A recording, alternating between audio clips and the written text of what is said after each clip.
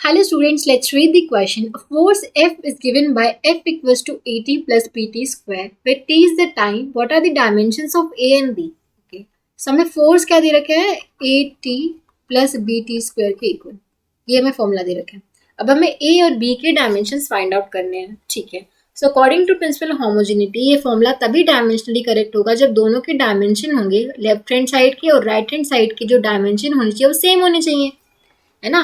तो जो फोर्स के डायमेंशन होंगे इस पूरी टर्म के डायमेंशन इक्वल होंगे, और ये दोनों टर्म एक दूसरे से ऐड हो रखी हैं तो इन दोनों के डायमेंशन भी सेम होने चाहिए. तो AT और BT स्क्वायर के डायमेंशन भी सेम होने चाहिए और दोनों एक तरह से फोर्स को ही रिप्रेजेंट करने चाहिए.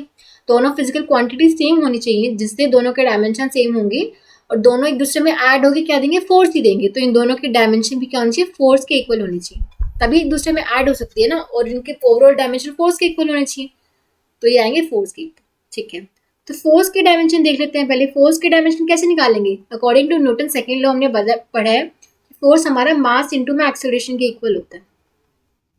ठीक है. मास के डायमेंशन होते हैं हमारे पास m और एक्सेलरेशन के डायमेंशन होते हैं हमारे पास LT-2.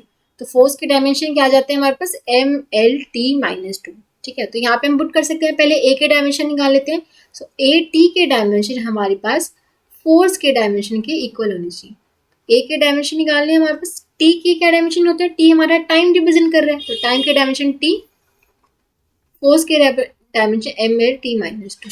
तो यहाँ से ए के डायमेंशन क्या आएंगे, MLT-2. ये टी नीचे जाएगा तो MLT-2, ये ऊपर जाके माइनस वन ऐड हो जाएगा तो ये हो जाएगा MLT-3.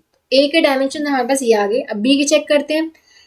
BT स्क्वायर का डायमेंशन क्या होना चाहिए, फोर्स के इक्वल होना चाहिए. BT स्क्वायर के डायमेंशन आपके फोर्स के इक्वल होंगे. तो B के डायमेंशन निकालने के लिए अब देखो T के डायमेंशन तो टाइम थी, तो यहाँ पे T स्क्वायर हो जाएगा क्योंकि T स्क्वायर है, और फोर्स के डायमेंशन MLT-2.